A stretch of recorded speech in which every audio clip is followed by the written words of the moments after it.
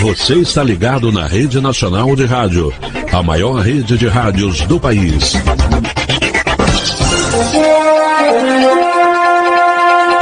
Começa agora o Boletim da Rede Nacional de Rádio. Diariamente a gente traz para você informações, notícias, a previsão do tempo e os principais destaques da presidência, dos ministérios e dos demais órgãos do governo federal. Boletim Rede Nacional de Rádio. As ações do governo federal para o cidadão brasileiro, em destaque com jornalistas da Rede Nacional de Rádio. A Comissão de Assuntos Sociais realizou na quarta-feira uma audiência pública para discutir os desafios e avanços no tratamento da linfangioleumiyomatose, conhecida como LAM, uma doença rara que afeta os pulmões, causando insuficiência respiratória e atinge principalmente mulheres, entre a puberdade e a menopausa.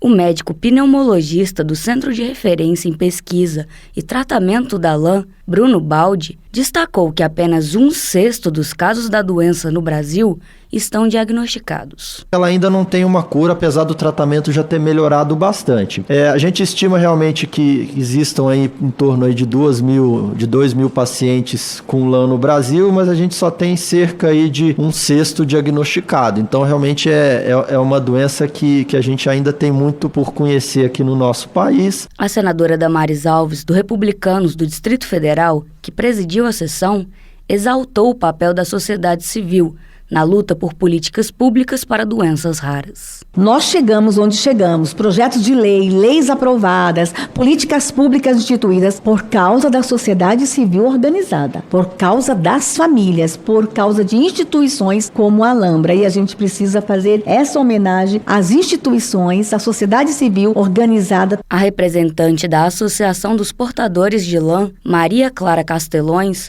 pediu apoio para a aprovação de projetos de lei que beneficiam as pessoas com LAM, como a proposta que prevê uma política nacional para a doença. Entre os próximos passos também, a gente precisa incentivar a identificação do tipo de LAM que as portadoras possuem para que elas possam ter mais um dado na hora de fazer o seu planejamento familiar. A audiência foi solicitada pelos senadores Alan Rick, do União do Acre, e Humberto Costa, do PT de Pernambuco, sob a supervisão de Pedro Pincer, da Rádio Senado, Laís Nogueira. O presidente Lula vetou integralmente o projeto de lei que adiava, por 4 anos, o pagamento de parcelas de dívidas e financiamentos rurais de agricultores que foram atingidos por situações de estiagem ou inundação.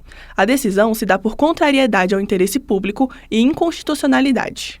O texto do veto explica que já existem mecanismos e condições de prorrogação de dívidas realizados pelo Conselho Monetário Nacional, que regula o sistema financeiro nacional, e que as normas previstas no projeto poderiam prejudicar a arrecadação da União.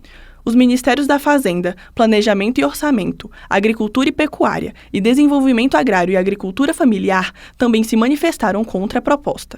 O autor do projeto, senador Messias de Jesus, do Republicanos de Roraima, ressaltou sua indignação com o veto e reforçou que continuará na luta pela aprovação da proposição. Esse veto é uma traição aos brasileiros que mais precisam. No Congresso, vamos lutar para derrubar essa decisão e garantir que os produtores rurais brasileiros tenham o apoio necessário para superar as adversidades e honrar seus compromissos com dignidade. O projeto foi aprovado no Senado em julho e na Câmara em agosto. Agora, o texto volta para o Congresso e tem 30 dias para ser deliberado pelos senadores e deputados, que podem ou não manter o veto presidencial. Sob supervisão de Pedro Pincer, da Rádio Senado, Marina Dantas. A remuneração média do trabalhador formal aumentou R$ 123 de 2022 para 2023. A média dos salários cresceu R$ 3.390 para cerca de R$ 3.514, 3,6% a mais, segundo os dados divulgados da RAIS, a Relação Anual de Informações Sociais, pelo Ministério do Trabalho e Emprego nesta quinta-feira. Os maiores salários são pagos pela indústria, cerca de R$ 4.200, seguido pelo setor de serviços. O mais baixo na agropecuária, em que os trabalhadores ganham em média R$ 2.600. No ano passado, os salários aumentaram mais nas regiões Norte, Nordeste e Sudeste. Entre as unidades da federação, o Distrito Federal foi o único que teve queda nos salários. No entanto, ainda é onde se paga melhor, R$ 4.500. A RAIS mostra ainda que foram criados mais de 1,5 milhão de empregos em 2023, em linha com o CAGED. A subsecretária de Estatística e Estudos do Trabalho, Paula Montagnier, disse que programas para incentivar a economia, valorizar o salário mínimo e diminuir o endividamento das famílias explicam o bom resultado. Diminuir o endividamento das pessoas e das famílias em 2023, você viu crescer as atividades comerciais e as atividades de serviços. Então, o ano gera um volume de postos de trabalho de cerca de 1,5 milhão, que a gente já gerou só no primeiro semestre deste ano. E aumentou o número de pessoas com deficiência em empregos formais. O número de vagas chegou a 570 mil no ano passado. Da Rádio Nacional em Brasília, Gabriel Brum. Notícias da Fazenda. Você bem informado sobre a economia do país. Uma parceria entre o Ministério da Fazenda e a Rede Nacional de Rádio. Nesta quinta-feira, 12 de setembro, o ministro da Fazenda, Fernando Haddad, participou do programa Bom Dia Ministro do canal Gov e falou sobre o cenário atual da economia, destacando temas como equilíbrio fiscal, crescimento do PIB, tributação das grandes fortunas e geração de emprego.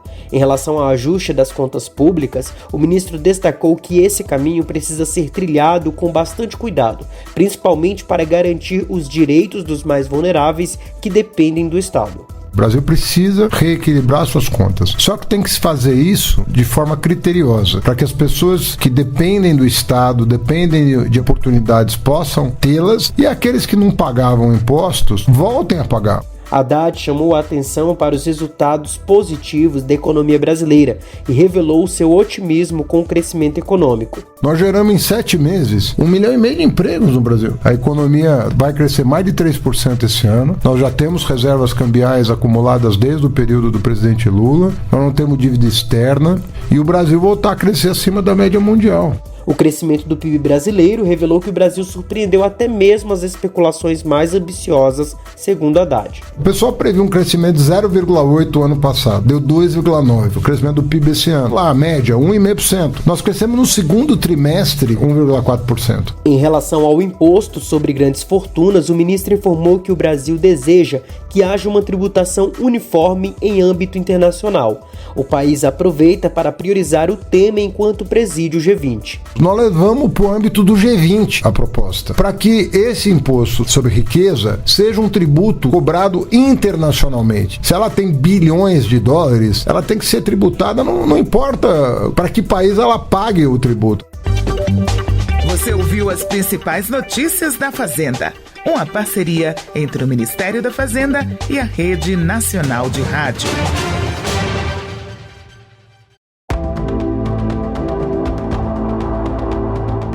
Previsão do tempo para esta sexta-feira, 13 de setembro.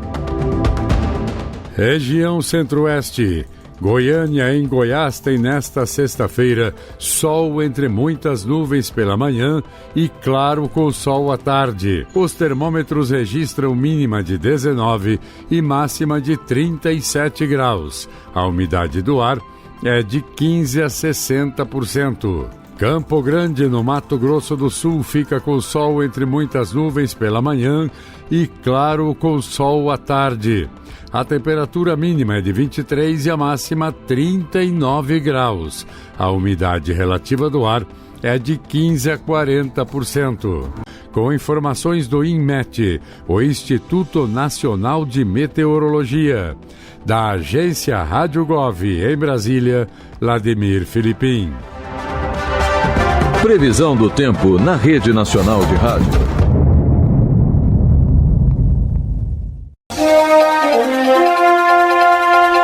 Fica por aqui mais um boletim da Rede Nacional de Rádio. Fique ligado, de segunda a sexta tem boletins em 2 edições. Rede Nacional de Rádio, a maior rede de rádios do país. Você está ligado na Rede Nacional de Rádio. a maior rede de rádios do país.